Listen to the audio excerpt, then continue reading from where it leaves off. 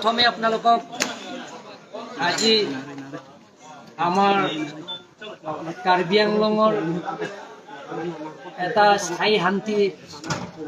স্বাৰ্থত আপোনালোকে ইয়াত আজি আমাৰ এই সভাত অহাৰ কাৰণে মই আপোনালোকক মোৰ ফালৰ পৰা আন্তৰিক অভিনন্দন জনাইছোঁ। আজি আমাৰ সভাত ইয়াত বিজিআৰ সেই সম্পৰ্কে আমি প্ৰায় 3 ঘণ্টা কৰি আমি আলোচনা কৰিছোঁ। আলোচনা কৰি যাতে সুপ্ৰিম কোৰ্টৰ অৰ্ডাৰ সেইমতে আমি সিদ্ধান্ত এটা লৈছোঁ যে সুপ্ৰিম কোৰ্ট অৰ্ডাৰ মতে কলনী চাৰ্কল আৰু যাতে আমাৰ চিমিনিয়ান চাৰ্কল, ডিফু চাৰ্কল, দমকামকাম ৰেভিনিউ চাৰ্কলৰ এলেকাত গোটেইখিনি